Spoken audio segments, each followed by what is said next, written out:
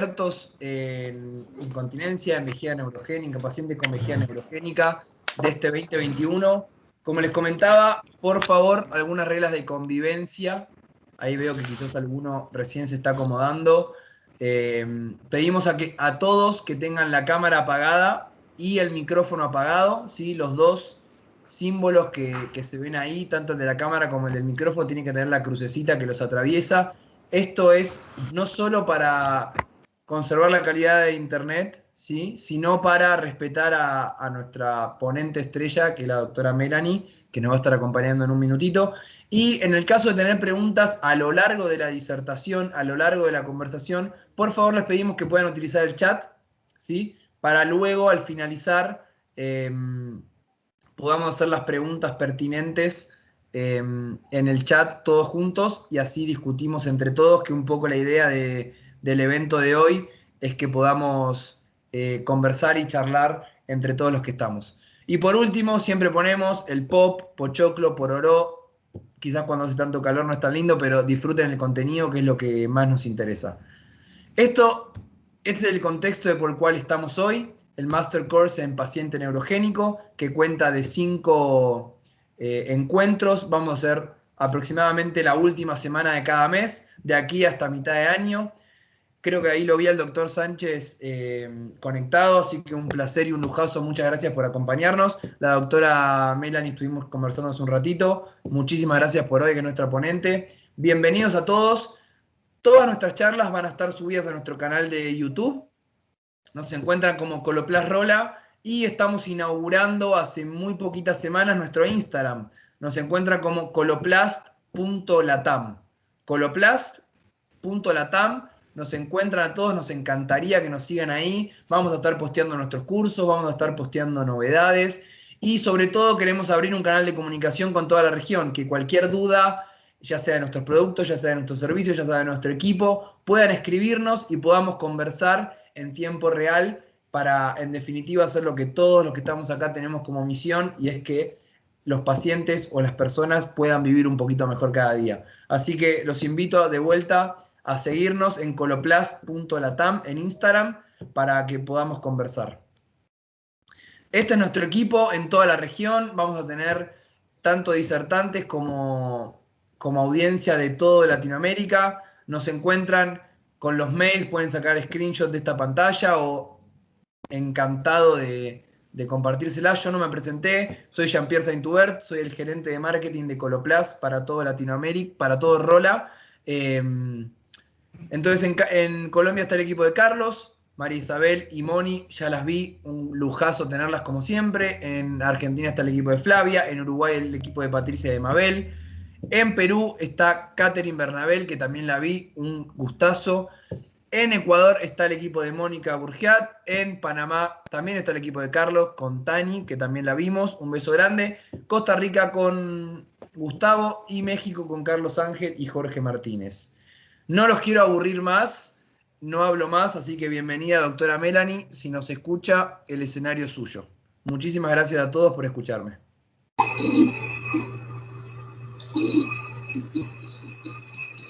Hola, buenas tardes.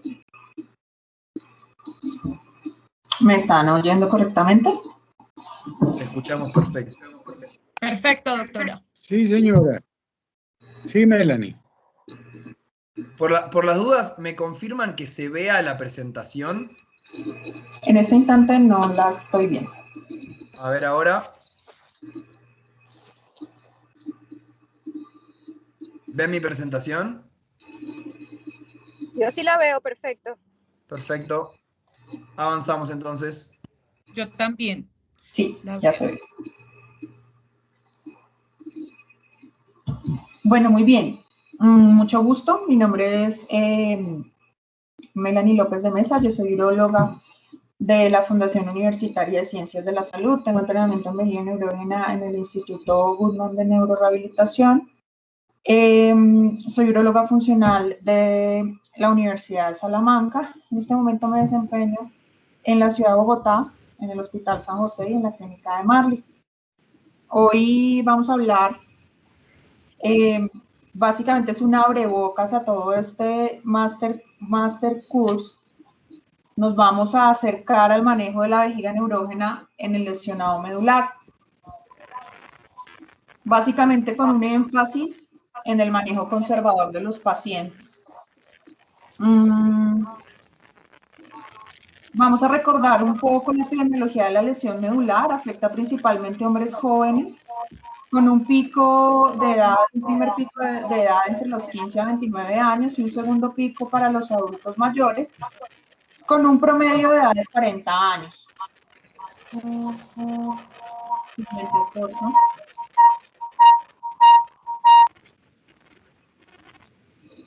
Perdón, doctora, les pido porfa que puedan estar silenciados, así escuchamos a la doctora mientras yo voy pasando la presentación. Muchísimas gracias. Disculpe, doctora, ya pasó. Tranquilo.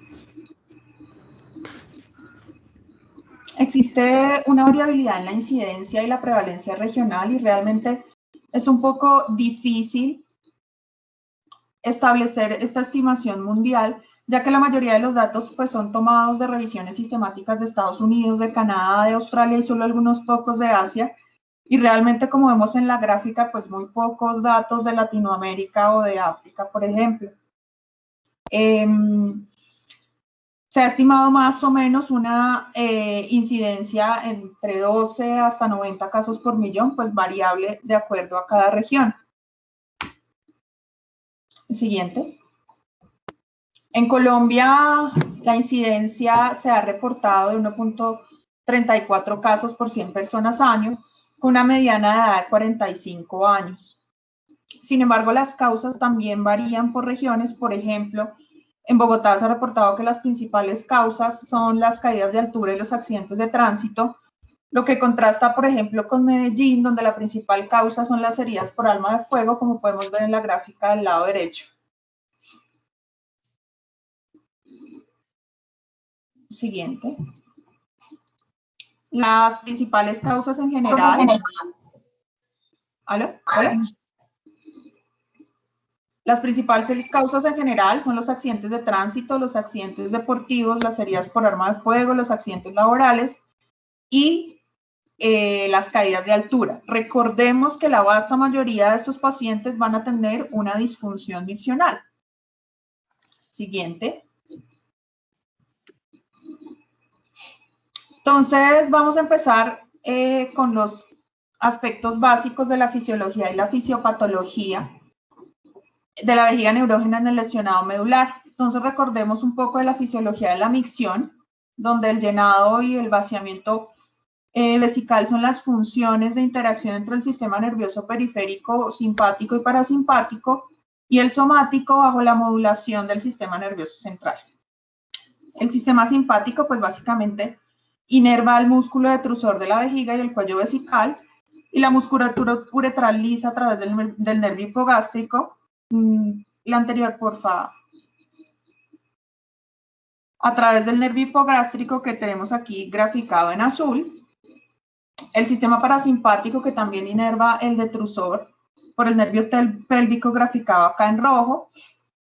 Y el somático, pues a través del nervio pudendo, con la inervación de los músculos del suelo pélvico y de los esfínteres, y del esfínter estriado. Entonces, básicamente estos sistemas, el simpático y el somático, favorecen el llenado vesical, mientras que el parasimpático favorece el vaciado. Estos mismos nervios, como tal, llevan las aferencias sensitivas de los cambios de presiones hacia el sistema nervioso central y básicamente de todos los estímulos sensitivos, pues al sistema nervioso central. Siguiente. Dale un clic, por favor.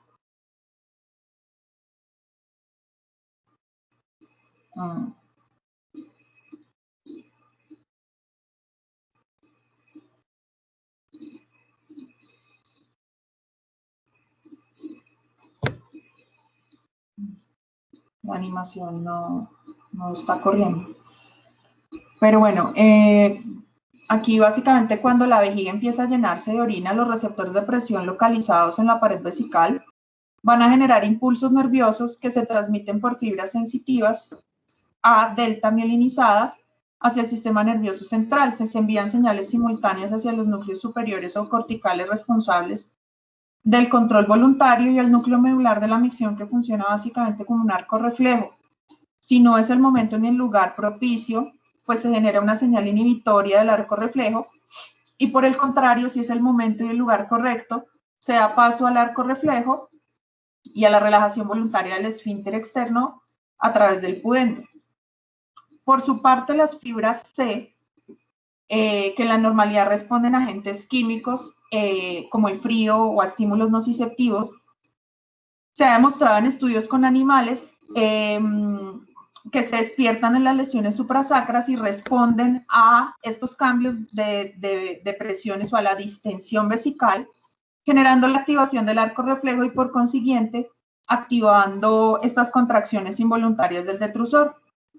También se ha demostrado que después de un trauma raquimedular hay cambios en la localización de los receptores y en la densidad de los receptores a nivel de la vejiga, generando como resultado pues que algunos agentes farmacológicos tengan efectos un poco más pronunciados en estos pacientes. Siguiente.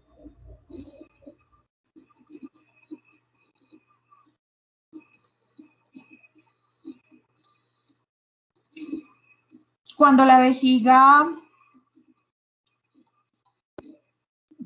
va llenándose, el principal efector es el simpático, como habíamos hablado.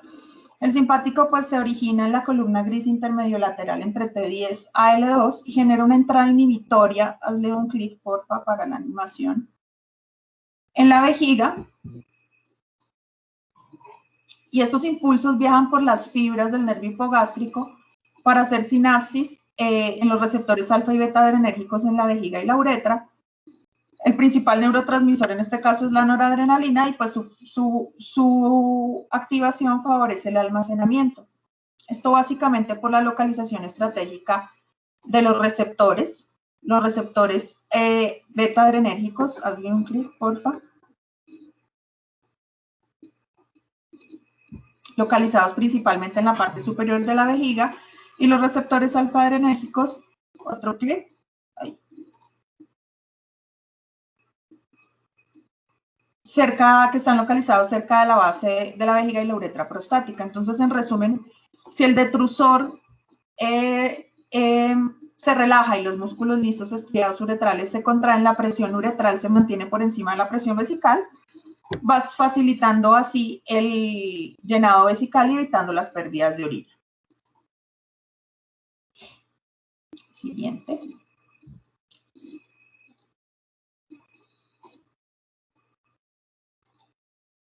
En cuanto al vaciamiento, entonces tenemos que el principal efector motor se origina de S2 a C4, que va a ser el parasimpático, y sus eferencias, ¿me regalas un clic? Uno adicional. Viajan a través del nervio pélvico para proveer una entrada excitatoria a la vejiga. Su principal neurotransmisor postganglionar es la acetilcolina y su estimulación causa la contracción vesical. Vemos que para el vaciamiento vesical, la principal disposición de los receptores parasimpáticos se encuentra en todo el domo vesical. Sí. Siguiente. Adicionalmente, tenemos un control, el control principal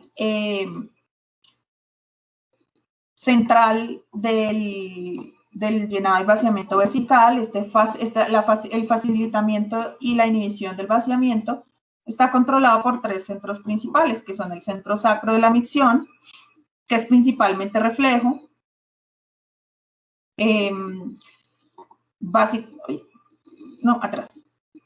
el centro póntico de la micción, que coordina la relajación del esfínter cuando la vejiga se está contrayendo. Por ejemplo, en pacientes con trauma raquimedular suprasacro, pues vamos a ver que hay una alteración en esta relajación, favoreciendo la disinergia de detrusor esfínter o la ausencia de coordinación esfínter pisopélvico.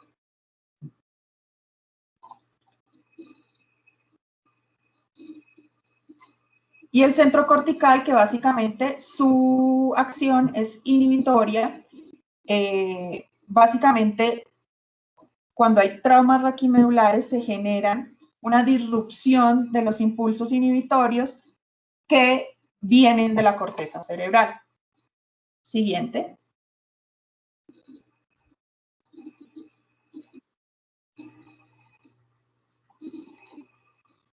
Muchos de los pacientes con lesión medular sufren concomitantemente traumas o lesiones cerebrales, de las cuales no vamos a hablar específicamente en esta charla.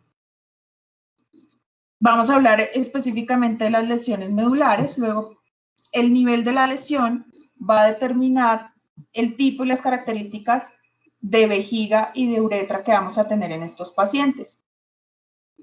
La extensión del daño hará que la lesión sea completa o incompleta. Luego hay múltiples posibilidades de acuerdo a este tipo de características individuales de los pacientes. Siguiente.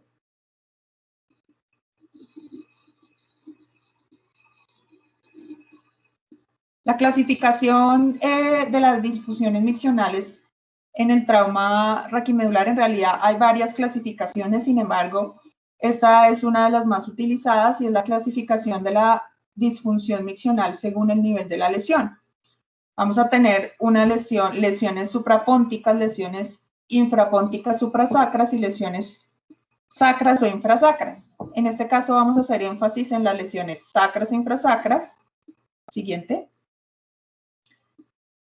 Y las lesiones suprapónticas, perdón, y las lesiones infrapónticas suprasacras. Las lesiones infrapónticas suprasacras se caracterizan generalmente por contracciones no inhibidas que inician posterior al shock medular. Usualmente inician de 6 a 8 semanas después del shock medular.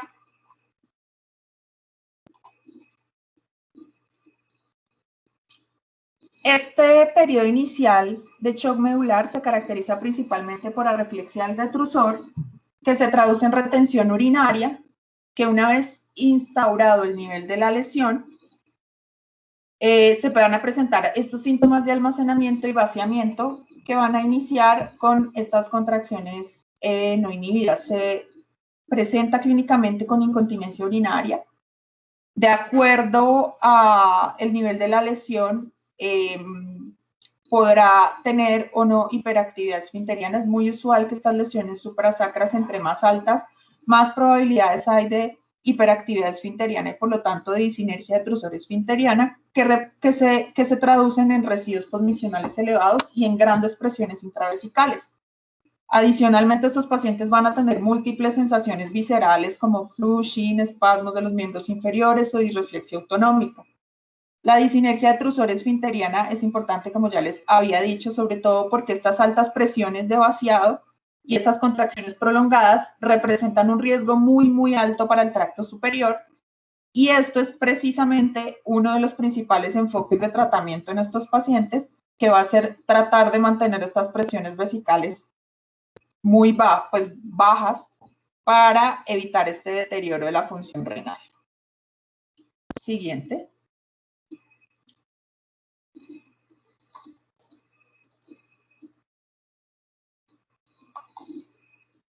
En cuanto a las lesiones sacras, entonces se va a caracterizar por un aumento, usualmente un aumento de la adaptabilidad con una vejiga acontráctil. Pero en lesiones incompletas podemos tener una baja adaptabilidad. Es usual que en estos casos el esfínter externo no se vea alterado o incluso puede haber algo de debilidad del mismo que podría traducirse en incontinencia de esfuerzo. Siguiente.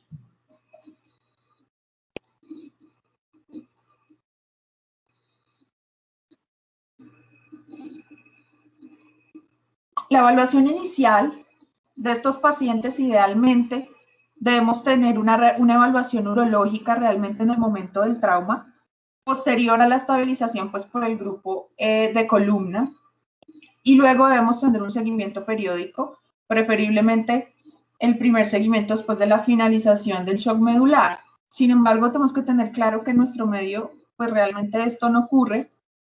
Y tristemente evaluamos estos pacientes desde nuestro servicio de urología, incluso años posteriores al trauma, en el momento en el que el paciente empieza a presentar deterioro de la función renal, infecciones a repetición o complicaciones urológicas asociadas al trauma raquimedular.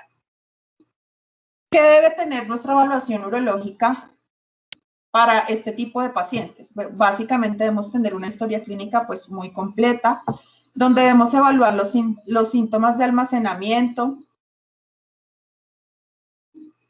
los síntomas intestinales. Hay que siempre evaluar el intestino neurógeno, que es es usual que tengan concomitante los síntomas de vaciamiento, todos los síntomas sexuales del paciente, porque esto hace parte de la mejoría en la calidad de vida, que es otro de los objetivos del tratamiento de nuestros pacientes. Y, de ser posible, hacer una evaluación de las escalas de calidad de vida. Debemos realizar un examen urológico completo, básicamente con las evaluaciones neurológicas específicas que atañen al sistema urinario, como la sensibilidad a nivel de C2 a C5, los reflejos, el bulbo cavernoso, reflejos perianales, evaluar reflejo patelar y aquiliano, y las respuestas plantares, evaluar el tono del esfínter anal, además de nuestro estudio urológico completo desde el punto de vista del examen físico en estos pacientes. Siguiente. Adicionalmente, si queremos hacer objetivo nuestra función vesical en estos pacientes, pues lo ideal es realizar un estudio urodinámico, que realmente es el único estudio que puede evaluar objetivamente la función o la disfunción del tracto urinario inferior. En estos pacientes, esta investigación urodinámica invasiva es aún más desafiante, porque cualquier fuente o técnica de artefactos deben considerarse críticamente y tener una certeza real de que se trata de un artefacto y no de una función específica del paciente secundaria a su trauma raquimedular. Recordar siempre que en los pacientes con riesgo de disreflexia autonómica se debe realizar este procedimiento bajo una monitorización continua del paciente. Siguiente.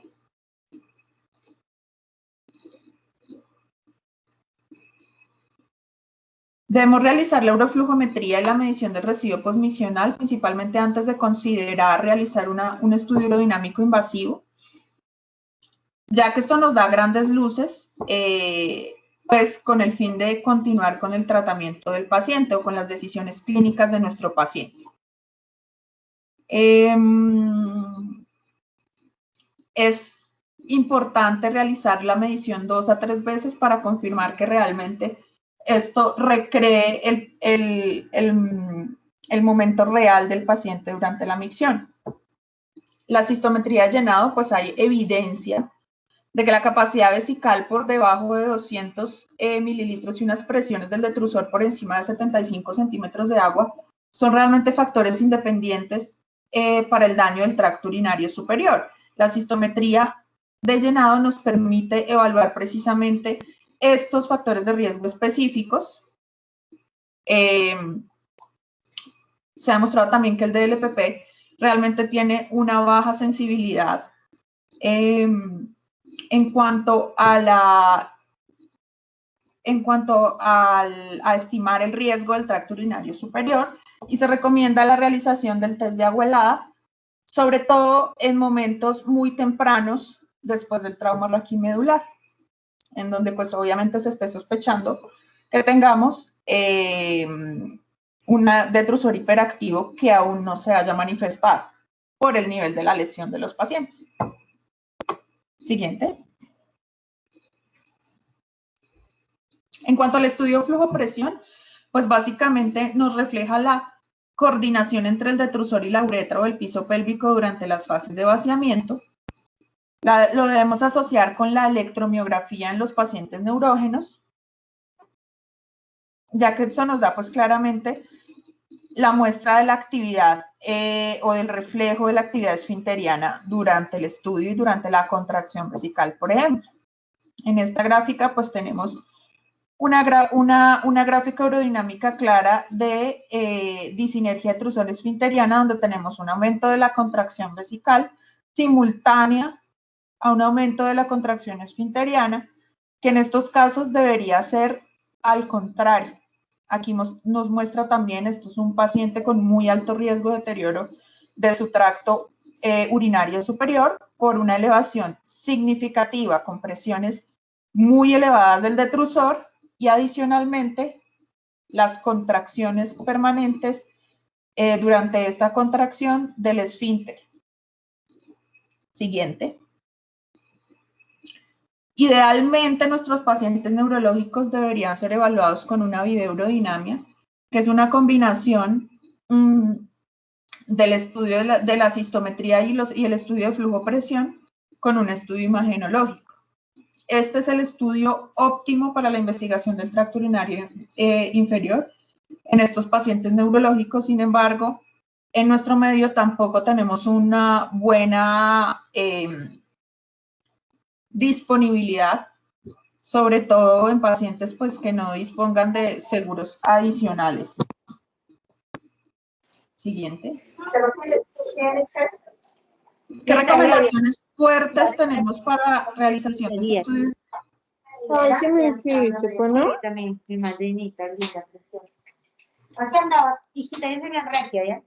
¿Me puedes hacer?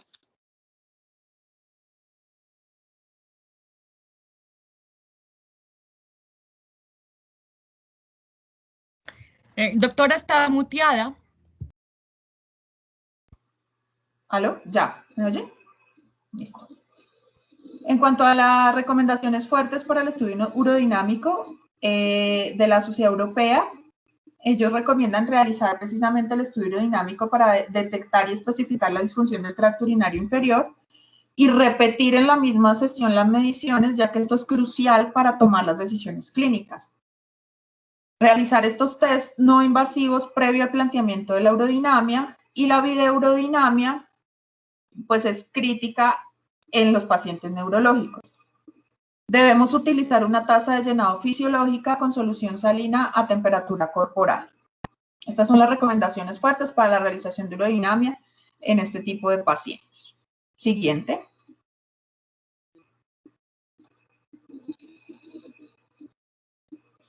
¿Qué otros estudios se utilizan? Ya con indicaciones específicas, estudios como cistoscopia, cistografía miccional, cuando no tenemos simultáneamente o no podemos hacer la videourodinamia.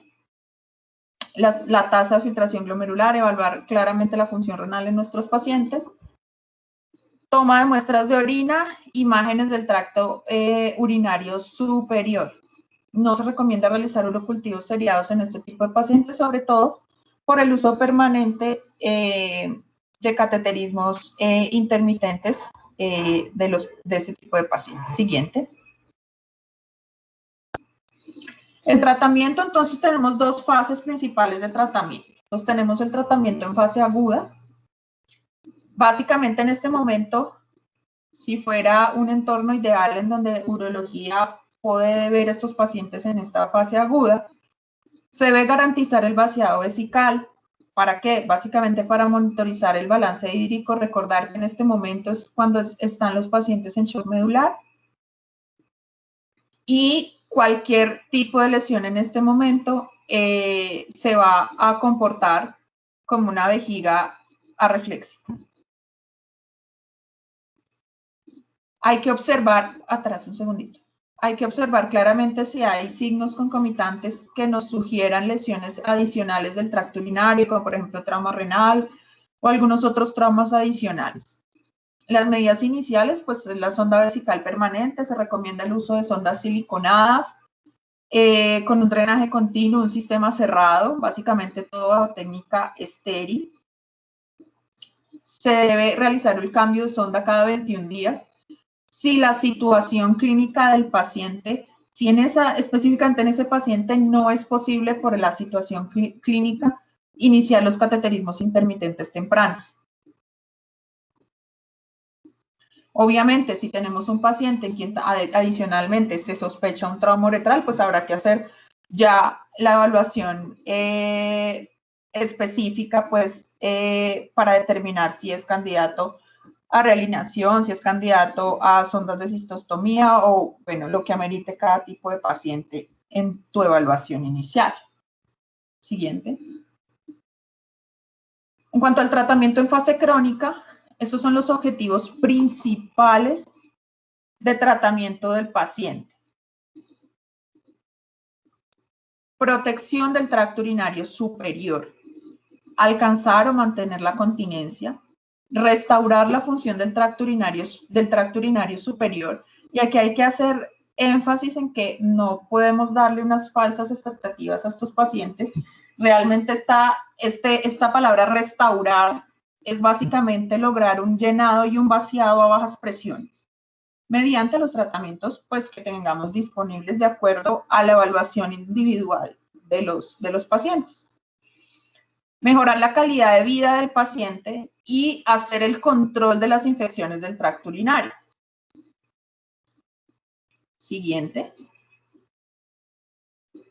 ¿Por qué? Porque la insuficiencia renal y las infecciones urinarias son algunos de los principales factores de morbimortalidad en los pacientes con trauma raquimedular. Nuevamente hago énfasis en esto. Lo más importante es mantener la presión del detrusor durante las fases de llenado y vaciamiento dentro de estos límites de seguridad. ¿Listo? Porque reduce significativamente la mortalidad por causas urológicas. Esta es la máxima prioridad en el tratamiento de nuestros pacientes. Siguiente. En los pacientes en donde tenemos presiones elevadas del detrusor durante las fases de llenado, básicamente el objetivo del tratamiento es la conversión de una vejiga hiperactiva o de altas presiones a un reservorio de bajas presiones, a pesar de que esto resulte en un residuo posmisional. Obviamente hay que tener en cuenta las características clínicas del paciente y el deseo específico del paciente con todo el abanico de posibilidades de tratamiento que tenemos para ellos. Siguiente. En cuanto al tratamiento conservador, hay varias técnicas que se han utilizado pues, a lo largo del tiempo. Una de ellas es el vaciamiento vesical asistido, con maniobra la maniobra de Crede, básicamente que consiste en los movimientos del hemiabdomen inferior por compresión mediante maniobras de Valsalva.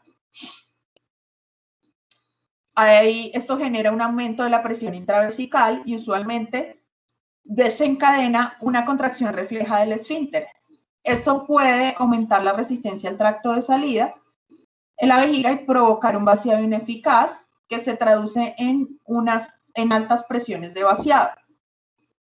Por lo tanto, se recomienda desestimar el uso de este tipo de maniobras en los pacientes con lesión medular, a menos que la urodinamia que realicemos muestre que no hay una elevación riesgosa de las presiones intravesicales durante este tipo de maniobras o que demuestre que las maniobras son seguras. Adicionalmente, es importante recordar que este tipo de procesos pueden exacerbar la incontinencia de esfuerzo. Siguiente.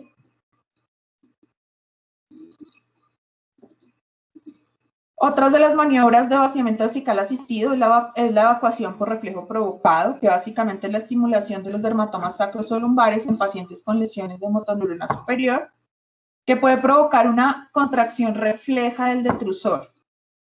Existe el riesgo también de que tengamos un vaciado a altas presiones, por lo que debemos hacer todas las intervenciones que tengamos para reducir esas presiones elevadas. Debemos mantener una baja resistencia al tracto de salida.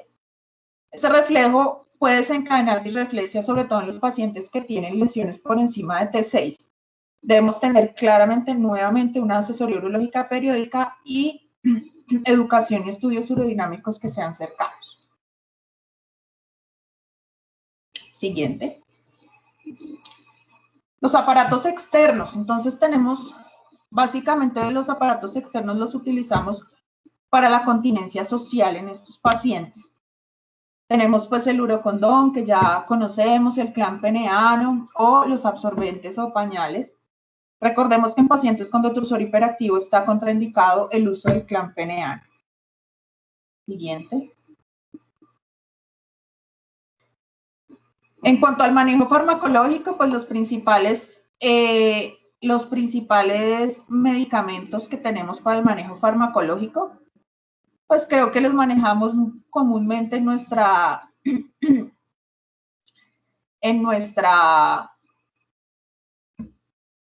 práctica, que básicamente son los antimuscarínicos y los betagonistas.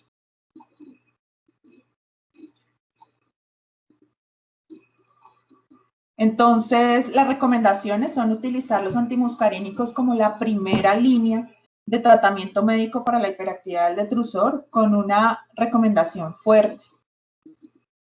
Prescribir alfa-bloqueadores, por ejemplo, para disminuir la resistencia al tracto de salida, y no se deben utilizar los simpático-miméticos para el detrusor hipoactivo. Únicamente en estudios preclínicos está autorizado su uso. Siguiente.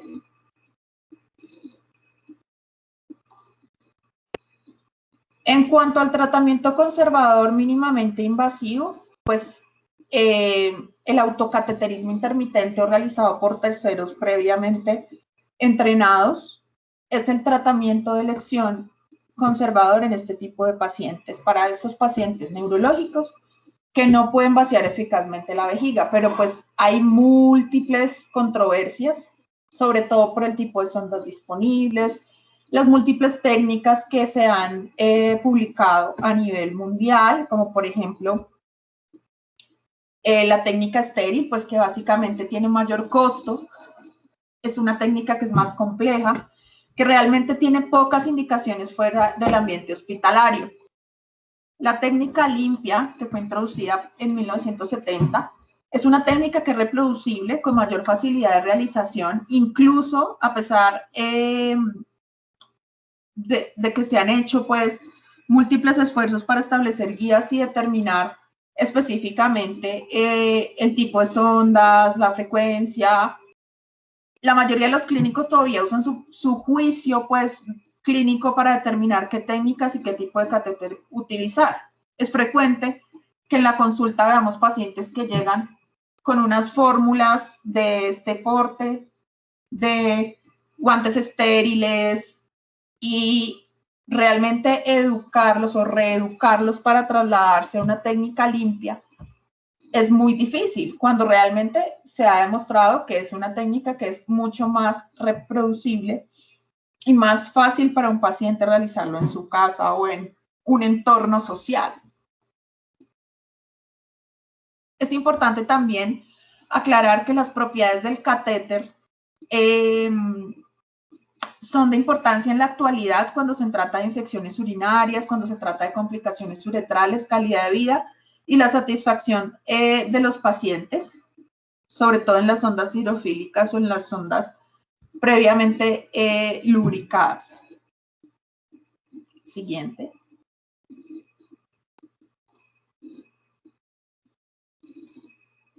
Aquí tenemos las recomendaciones de la Sociedad Europea, que es básicamente el uso del cateterismo intermitente, utilizarlo como tratamiento estándar para pacientes que son incapaces de vaciar su vejiga.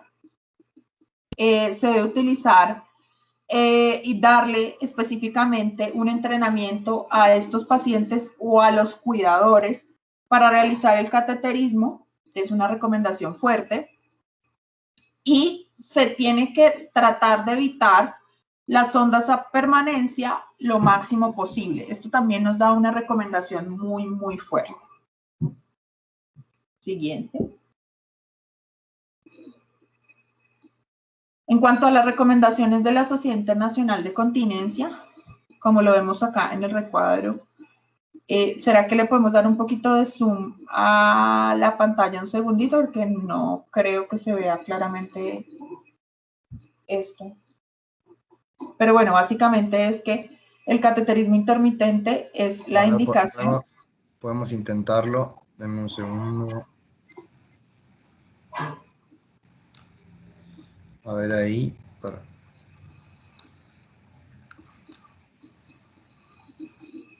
Va a ser medio precario, pero si querés ir de izquierda a derecha, podemos hacerlo. Listo. Es solamente el recuadro que está remarcado. Ok.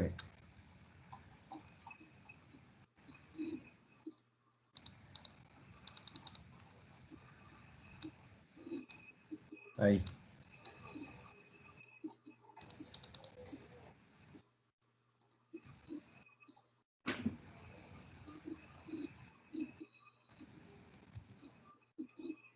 Ahí se ve.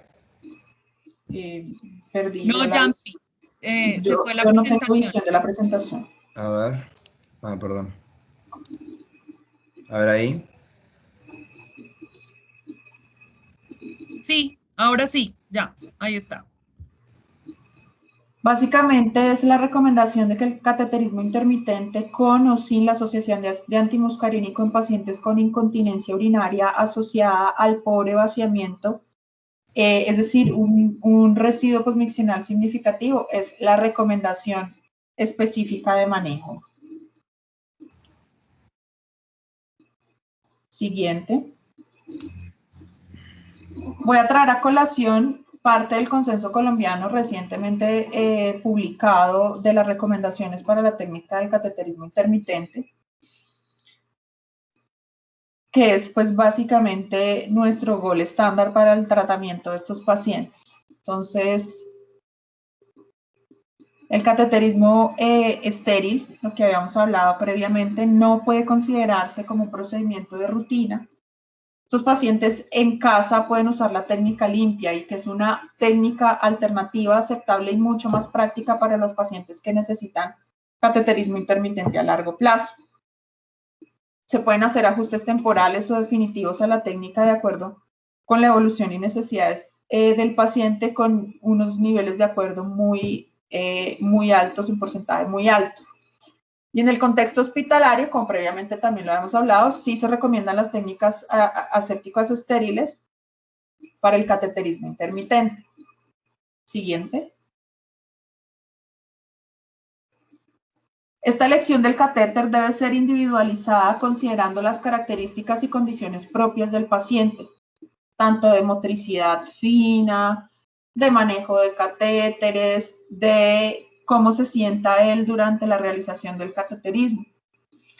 Los catéteres con recubrimiento hidrofílico pueden ser preferibles a los catéteres con recubrimiento debido a su baja fricción asociada a una mayor satisfacción en el paciente, y esto lo vemos claramente durante la consulta. Se sugiere que el uso de un catéter prelubricado y un solo uso para pacientes con infecciones urinarias sintomáticas repetidas. Esto es básicamente un abrebocas para las siguientes charlas, que ya van a ser un poco más enfocadas específicamente en el cateterismo intermitente, en las discusiones y sondas de un solo uso, sondas de reuso, sondas lubricadas, o sondas Nelaton, por ejemplo, que ya más adelante,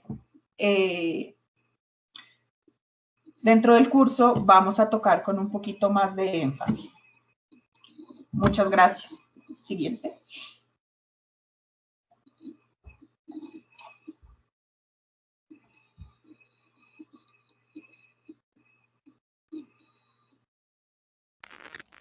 ¿Pueden hacer preguntas de una vez o más tarde? Doctora. A ver, hola. Denme un segundo, por preguntas. favor. Ahí me ven y me escuchan. Sí. Perfecto. Bueno, doctora, muchísimas gracias. Creo que muchísima información. Creo que hay varias preguntas. Para ordenarnos y seguir conservando la calidad de Internet, les pido si por favor podemos usar el chat para hacer las preguntas. ¿Quién está? Ramón, ¿usted tiene una pregunta para hacer? Sí, un par de preguntas para la doctora.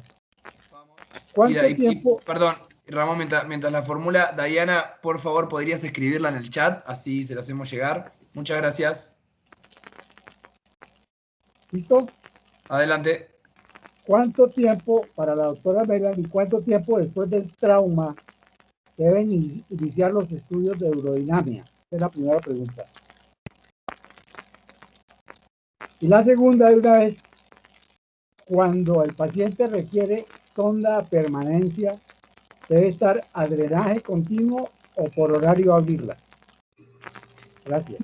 Bueno, primero sería ideal en un paciente con trauma raquimedular tener una urodinamia durante la fase de shock medular y posterior, al menos durante el primer año de el trauma. Básicamente para evaluar el comportamiento vesical y el comportamiento esfinteriano y los cambios que podamos tener. Segundo, tratar de evitar al máximo tener pacientes con sondas a permanencia. A veces es un poco difícil, sobre todo en pacientes mayores, digamos que convencerlos digamos, de hacer la transición de una sonda a permanencia con la que llevan, digamos, mucho tiempo a los cateterismos intermitentes. Sin embargo, está claramente demostrado que las sondas a permanencia pues favorecen los procesos de infecciones urinarias, complicaciones como litiasis asociadas a la presencia de la sonda un poco más que los cateterismos intermitentes. Pero si definitivamente no hay otra alternativa para ese paciente, se recomienda sobre todo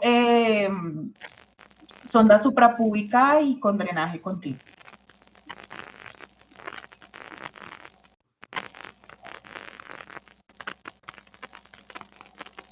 Bien, tenemos otra pregunta. Gracias, doctor, por su participación. Diana nos pregunta, doctora, ¿cómo calculan el número de cateterismos que requiere un paciente? Y después el doctor Wilmar Serrano nos pregunta, tengo una duda, ¿qué indicaciones precisas se requieren para la realización de una urodinamia en paciente con TRM? Bueno, la frecuencia de cateterismo intermitente inicialmente se recomienda cada 6 horas, pero pues el ajuste lo tienes que ir haciendo clínicamente de acuerdo al diario miccional que realizas en el paciente y de acuerdo con ese diario pues debes hacer un ajuste de la ingesta hídrica para tratar de que sean más o menos 4 cateterismos diarios, uno cada 6 horas, pero eventualmente puedes hacerlos un poco menos, un poco más frecuentes de acuerdo a las características evacuatorias y si hay muchas pérdidas, por ejemplo, entre cateterismos que le afecten mucho la calidad de vida del paciente.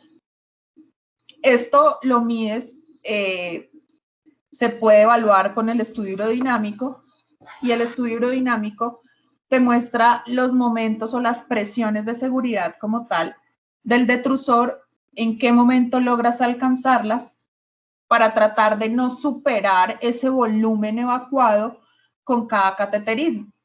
Es decir, por ejemplo, X paciente, tú le haces tu urodinamia y resulta que tiene una contracción de riesgo, es decir, una contracción del detrusor que supera en los 60 o 75 centímetros de agua a partir de los 150 mililitros de llenado. Entonces tú tienes que buscar la forma, ya sea con anticolinérgicos, con botox intravesical, de tratar de disminuir o aumentar ese volumen para que el paciente no alcance esas presiones de riesgo y así puedas hacer tu cateterismo un poco más espaciado. ¿Sí? Pero si no lo logras, pues básicamente tu objetivo sería ajustar la ingesta hídrica para que en cada cateterismo ese paciente no supere esos 200 mililitros, por ejemplo, que fue el momento en donde se alcanzaron donde se superaron las presiones de seguridad. La siguiente pregunta era ¿qué indicaciones precisas se requieren para la realización de una urodinamia en pacientes con trauma raquidiomedular? Todos los pacientes con trauma raquimedular tienen que tener estudio urodinamico inicial y durante la evaluación debe tener un estudio urodinamico periódico si cambian las características clínicas del paciente.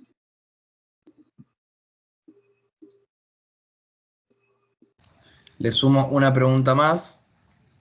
Tenemos dos más. ¿Cuál es su opinión respecto a la profilaxis en la urodinámica? Si la brindan, ¿qué protocolo usan? Muchas gracias. Normalmente, dado que el proceso de cateterismo es muy corto, es decir, la urodinamia realmente no es un procedimiento muy largo y generalmente no tiene mayores afectaciones, digamos, de la mucosa como tal. Nosotros no hacemos una profilaxis urodinámica, una profilaxis antibiótica específica, a menos que tengamos pues un aislamiento en los cultivos que sean, por ejemplo, gérmenes de alto riesgo o gérmenes multiresistentes. Y la próxima pregunta es de Dayana, si recomienda cateterismo intermitente por las noches. Normalmente, si tú tienes un paciente en donde le sugieres un cateterismo intermitente cada 6 horas, el último cateterismo debería, en teoría, estar haciéndoselo tipo 11, 12 de la noche y el siguiente sería en la mañana. Luego, realmente no tendría una indicación específica de hacer un cateterismo durante la noche que le impida tener un adecuado patrón de sueño. Perfecto. Tenemos a la doctora Rosa que está levantando la mano, pero antes, denme por favor un segundo. La doctora Celeste, que es una gran querida de la casa, Celeste Alston, acaba de escribir un comentario para usted, doctora. Excelente presentación, muy bueno el énfasis en la necesidad del estudio urodinámico para clasificar y determinar tratamientos adecuados en todo paciente con vejiga neurogénica para proteger función renal y dar calidad de vida. Muchas gracias. Muchísimas gracias, doctora. Sabe el cariño que le tenemos todos, creo que los del equipo de Coloplast. Así que muchísimas gracias por acompañarnos. Y creo que la doctora Rosa está levantando la mano. Si quiere participar, adelante. Sí, por favor, primero felicitar a la doctora por la revisión que ha hecho acerca de la neuroanatomía, un poco de la neurofisiología, enfocar el examen clínico como algo muy importante para la vejiga neurogénica. Ya todos sabemos que nuestros pacientes tienen vejiga neurogénica, pero definitivamente la urodinamia nos da el punto básico para poder determinar y hacer primero un diagnóstico, un tratamiento y un seguimiento de ellos. Y muchas veces nos conformamos con el diagnóstico de vejiga neurogénica, pero la urodinamia nos va a definir específicamente las presiones de llenado, las presiones de vaciado, la disinergia de trusor esfínter, ¿no? Y sí, nosotros acá en Perú hacemos las urodinamias y nuestra preocupación fundamental es esas presiones de llenado altísimas que tenemos y que definitivamente entramos a tallar con los anticolinérgicos como primera línea, porque, bueno, es lo que también el seguro, el Sistema Integral de Salud como seguro del gobierno que le da a nuestros pacientes nos permite darles. No tenemos más chance a dar otras cosas, pero nos va, digo yo, bastante bien en ese sentido. Todos nuestros pacientes, básicamente, diría yo casi un 90%, están manejados con anticolinérgicos, en este caso la oxibutinina, que la vamos regulando. Tenemos muchos pacientes de provincias.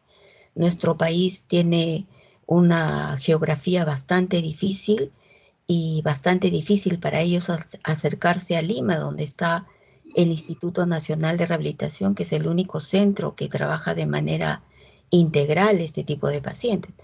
Entonces, la pregunta también para nosotros, y quisiera saber también la experiencia de usted y de los otros colegas, es en el sentido de que nosotros nuestra primera inquietud es justamente hacer una función renal, una depuración de creatinina, etcétera. Tomamos las ecografías, si es necesario hacer estudios de función renal superior o funciones renales para determinar bien la función y saber frente a qué estamos, y entrar a tallar con los anticolinérgicos. Y al momento de hacerle la urodinamia, sí tomamos un urocultivo, pero como todos sabemos, siempre esos urocultivos van a dar pues bacteriurias crónicas en ellos, ¿no? Básicamente Escherichia coli, Klebsiella, Proteus, ¿no? Que son casi en ellos difícilmente erradicables, ¿no? Entonces, la urodinamia la hacemos nosotros con la uroflujometría, la cistometría de llenado, el test presión flujo, ¿no? Y tratamos de dar un enmarque bastante completo para poder definir cómo queda. Y posteriormente hacemos o tratamos en la mayoría de lo posible hacer un control previo a su alta, porque ya no lo vamos a ver a ellos hasta que regresen de repente en un año, un par de años, ¿no? Entonces tenemos que estar seguros en ese sentido. Y mi pregunta iba dirigida hacia eso, ¿no? ¿Le damos cobertura antibiótica o no le damos? Porque sabiendo que está con esas bacteriurias crónicas, clínicamente asintomáticas y que sabemos que no debemos dar tratamiento y no lo hacemos, de todas maneras, el proceso de llenado vesical es llenar la vejiga y nos encontramos muchas veces ante contracciones no inhibidas y disinergias detrusor esfínter que nos puede conllevar a problemas de infecciones sintomáticas. Entonces, en ese sentido, siempre lo pensamos bastante antes de darle o no darle una cobertura antibiótica. Y en ese sentido iba mi pregunta. Y la otra inquietud, la otra pregunta era ver qué tal experiencia tiene usted con el uso de los beta-adrenérgicos que están usando, como los beta-3, para relajación del detrusor. Muchísimas gracias, doctora, la felicito. Gracias, con mucho gusto. Bueno, pues mira, realmente la profilaxis previa en estos pacientes ha sido siempre como un tema muy controversial.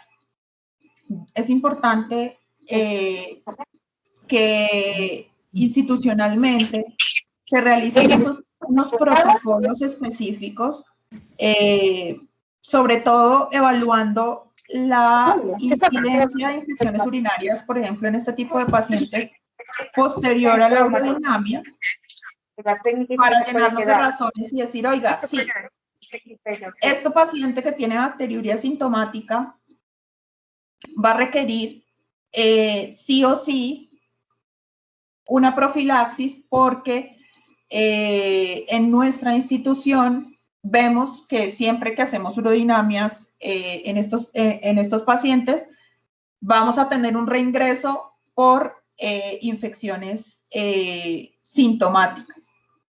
¿Sí? Siempre la controversia está, hay mucha controversia en cuanto a las recomendaciones de la profilaxis. Nosotros hicimos un protocolo específico en conjunto con el Comité de Infecciones de nuestra institución, y realmente la recomendación es un paciente en donde vamos a hacer un procedimiento que no demora más de media hora, 40 minutos, en el que no realizamos realmente una disrupción como tal de la mucosa, ya sea uretral o vesical.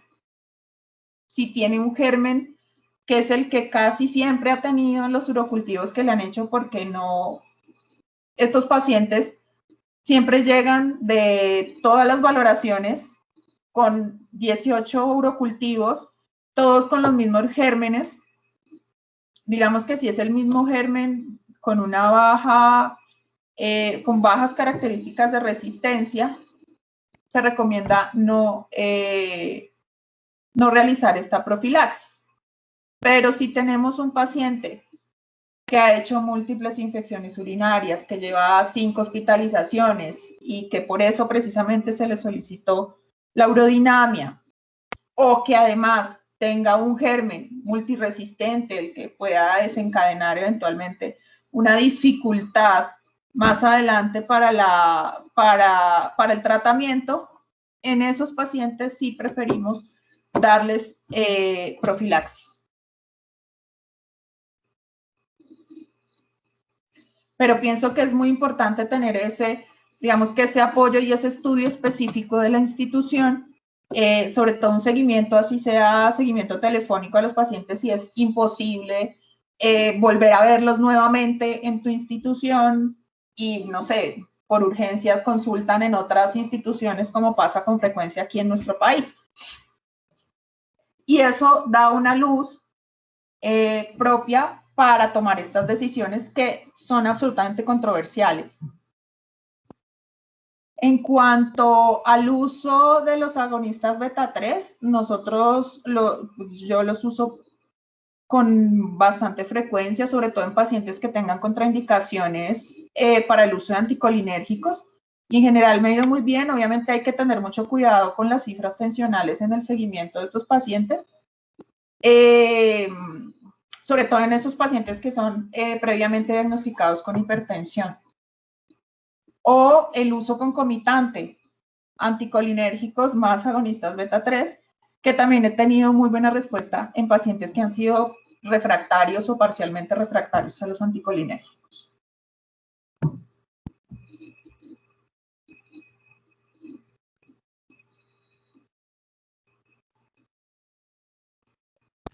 Muy bien. Bueno, muchísimas gracias a todos por participar. Si hay alguna consulta, aprovechemos los últimos minutitos. Si no, aprovecho para invitarlos dentro de 4 semanas a nuestro segundo encuentro del Master Course en Paciente Neurogénico, el 25 de marzo, con la doctora Catalina Osorio, para hablar un poco de cateterismo en el paciente no lesionado medular y yo haciendo un poco de foco en otras patologías.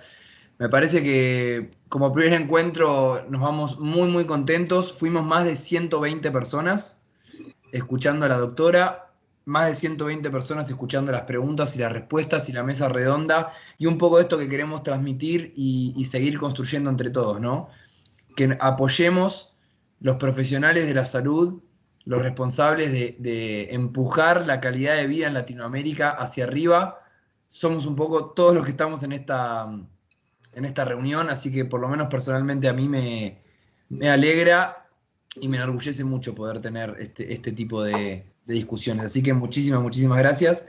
Acá hay un comentario, no sé si es una pregunta, lo voy a leer, es un poco largo. Raquel Gessen dice: personalmente nuestra institución, por recomendación de infectología, es realizar un urocultivo, un urocultivo lo más reciente posible, y según el germen y el antibiograma damos cubrimiento previo 48 horas previamente al estudio y lo continuamos 2 días posteriores al estudio. La experiencia, la verdad, nos ha demostrado esta como una muy buena alternativa. Es casi anecdótico que algún paciente reconsulte posteriormente. Como hacemos electromiografía, maniobras, test de agua helada, el estudio ocasionalmente nos puede tardar hasta 1 hora, además porque el llenado se hace 20 y es más demorado. Pero es variable y las recomendaciones son diferentes según guías. Excelente revisión, doctora Melanie. Así que muchísimas gracias. Acá escriben, sí, aprovecho, buenísimo el comentario de Viviana. Todos nuestros encuentros los van a encontrar en nuestro canal de YouTube. Nos encuentran como Coloplast Rola. Y también, vuelvo a insistir, pero creo que está bueno abrir ese canal de comunicación, de dudas, sugerencias y consultas en Instagram, coloplast.latam. Yo les compartí el link, lo vuelvo a hacerlo para que nos puedan seguir y nos puedan escribir todas las dudas que tengan. Nos vemos entonces el 25 del 3 con el segundo capítulo. A ver si me estoy olvidando de algo, creo que no. Así que nada, para nosotros fue realmente un placer poder estar con ustedes acá, poder compartir, poder ser escuchados y digamos, escucharlos a ustedes también. 100% disponibles para todos. Nuestra misión, como saben, es mejorar la calidad de vida de las personas y para eso vamos a hacer todos nuestros esfuerzos. Doctora Melanie, para nosotros un verdadero placer poder contar con usted. Muchísimas gracias a la audiencia, que también hay que valorarla porque se portaron muy bien. La dejaron hablar a la doctora sin interrupciones, respetaron el tiempo de preguntas, así que muchísimas gracias. De vuelta, el episodio va a estar en el canal de YouTube, nos encuentran en Instagram y nos vemos el 25 del 3. Doctora Melanie, muchísimas gracias. Muchas gracias a todos, muchas gracias a ustedes por la invitación. Muchas gracias.